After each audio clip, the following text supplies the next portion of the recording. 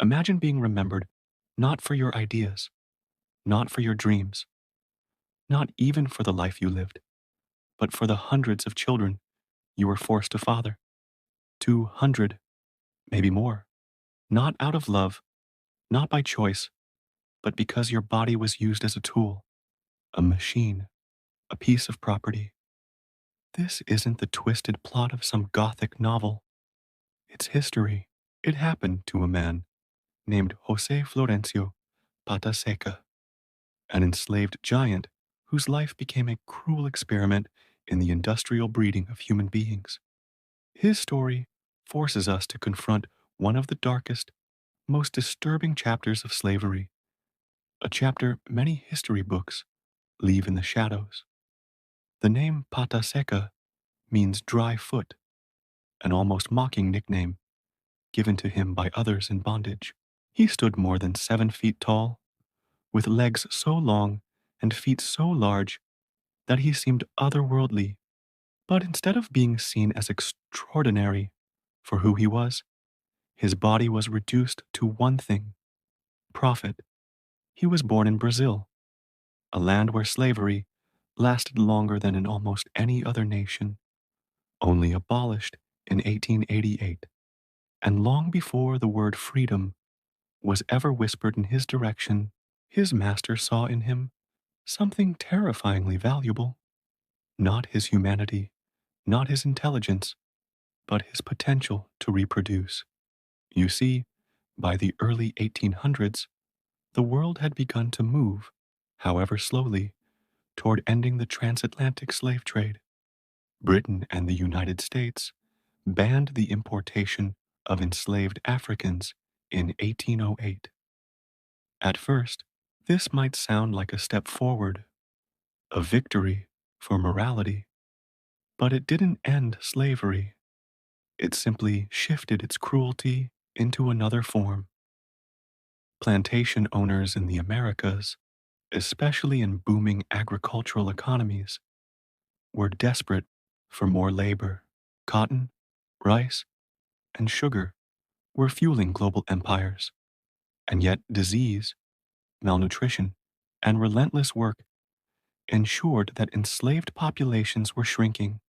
If ships could no longer bring new bodies, then the system would simply force existing ones to multiply.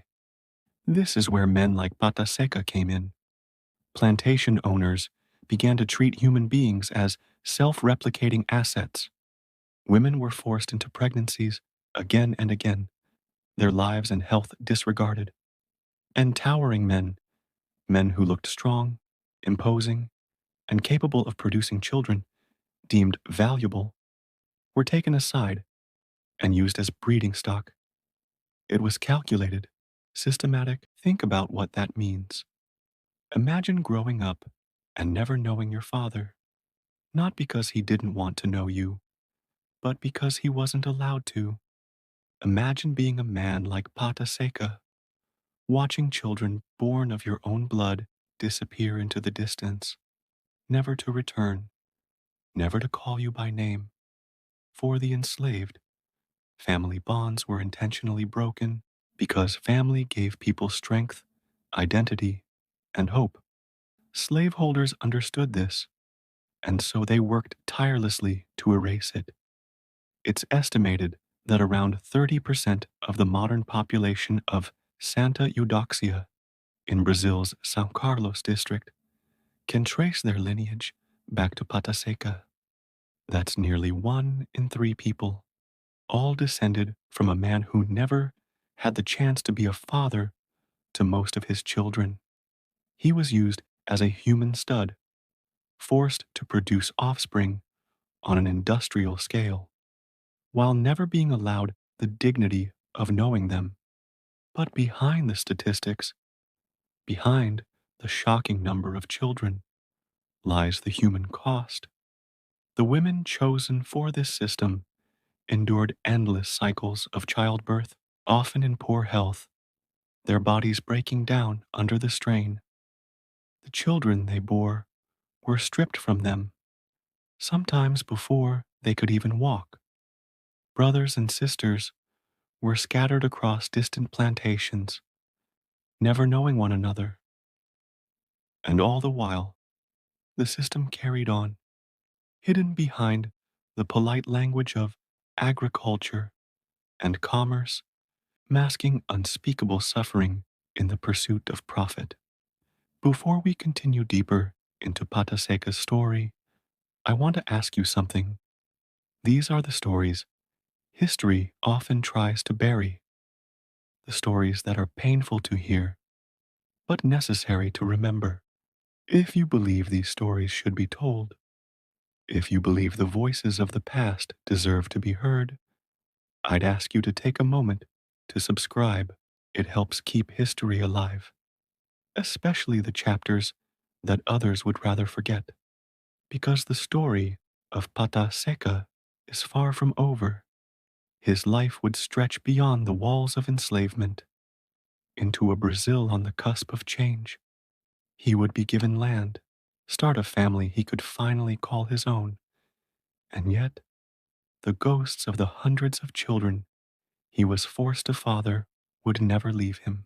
And the question remains, what happens to a man when the very idea of family is stolen from him? The answer lies in the final years of Pata Seca's life. But before we reach that haunting conclusion, we must first see how his existence as a breeder shaped not only his destiny, but an entire community's bloodline. And that is where the true horror begins. Freedom. For most of us, the word carries hope, possibility, even joy. But for a man like Pata Seca, freedom came with an ache that never healed. When Brazil finally abolished slavery in 1888, he was already an old man. His master, perhaps out of guilt, perhaps as a calculated gesture, granted him a plot of land. For the first time in his life, he owned something of his own. He named it Sitio Pavatsu and began producing rapadura, a raw cane sugar pressed into blocks. It was grueling, back-breaking work, but this time the labor was his choice, his livelihood, his independence. And yet, even in freedom, shadows lingered. Imagine standing in a field, the sun sinking low, and realizing that hundreds of your own children might be scattered across the land, faceless and nameless, living lives you'll never know. For decades, Pata Seca had been reduced to his physical form, his worth calculated in bloodlines, his body turned into a machine. Now, he was free, but he carried within him a loss so vast it could never be measured. For the first time, he allowed himself to build something resembling a true family. He married a woman named Palmyra, and together they raised 9 children. These were the only children he would ever truly know, the only ones he could hold, teach, and watch grow. They became his real legacy, not the 200 lives forced into existence through bondage, but the 9 who grew up surrounded by the fragile peace of freedom. Still, the haunting truth remained. While he raised 9, the rest, his hundreds of children, were lost to him forever. Think about that absence. No reunions, no family gatherings, no grandchildren running at his feet. His bloodline spread across Brazil, not as a family tree, but as broken fragments scattered in every direction. Each child taken from him was a reminder of the system that had turned fathers into strangers, mothers into vessels, and children into property. The cruelty was not just in the chains or the whips, but in the deliberate erasure of family itself. What makes Pata Seca's story so chilling is not only what happened to him, but what it represents. For every man like him, there were countless others, unnamed, undocumented, used in the same way. Their children were sold, their families shattered, their legacies erased. History remembers kings and generals, but behind the glittering facades of empire, there are thousands of lives reduced to silence. Pata Seca is one of the rare names we know, but he stands for so many who were forgotten. His towering height, his unusual features, his forced breeding, these details kept his memory alive in local legend. But legends often twist pain into myth, glossing over the suffering. When people speak of him as the father of 200 children, they rarely stop to ask, what does it mean to father without choice, without love, without family? What does it mean to be remembered not as a man, but as a statistic of survivals under cruelty? As he worked his land, producing sugar to sustain his family, perhaps Pata Seca found a small measure of peace. But the silence left by those hundreds of missing children must have been unbearable. No records exist, no names, no trails. They were sold, scattered, and absorbed into a system designed to erase their humanity. That void, the deliberate forgetting, is perhaps the cruelest wound of all. And so, the story of Pata Seca ends not with triumph, but with endurance. He lived through what most could not. He carried the weight of hundreds of unseen lives, a man remembered for a legacy he never chose. His life forces us to confront the darkest arithmetic of slavery, the cold calculation of human worth measured in children, in labor, in profit. When we remember him today, it should not be as a legend of fertility or strength, but as a man robbed of the simplest joys of fatherhood, who lived to see freedom, but never the family that was rightfully his. His story reminds us that slavery was not only chains and fields, but also the quiet, unseen horrors, stolen parenthood, broken families, and a silence that echoes across generations.